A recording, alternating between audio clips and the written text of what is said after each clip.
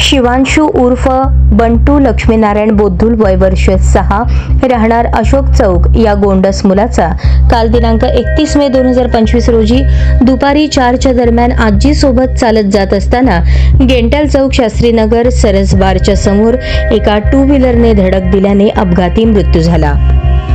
याबाबत सविस्तर माहिती अशी, दुपारी 4च्या सुमारास मुलाची आजी तिच्या घराकडे नेत असताना समोरून अतिवेगाने 2 मुली 2 व्हीलरवरून येत असताना त्या मुलास जोरात धडक दिल्याने आणि त्याच्या डोक्यात जबर मार लागल्याने अपघात झाल्याबरोबर आजूबाजूच्या नागरिकांनी रिक्षात घालून ताबडतोब सिव्हिल हॉस्पिटल येथे घेऊन गेले।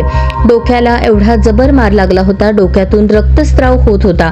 काही वेळाने त्यास झटके येण्यास सुरुवात झाली आणि काही वेळातच त्या गोंडस बाळाचा मृत्यू झाला।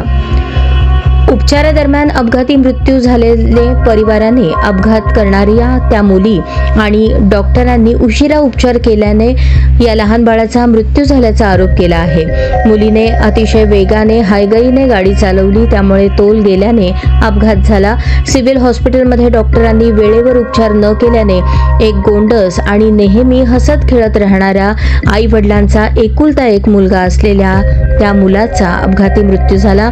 यास जबाबदार असणाऱ्या, धडक देणाऱ्या त्या मुली आणि उशिरा उपचार करणारे डॉक्टर यांच्यावर कारवाई झालीच पाहिजे अशी मागणी सामाजिक कार्यकर्ते निरंजन बोद्धुल यांनी केली आहे।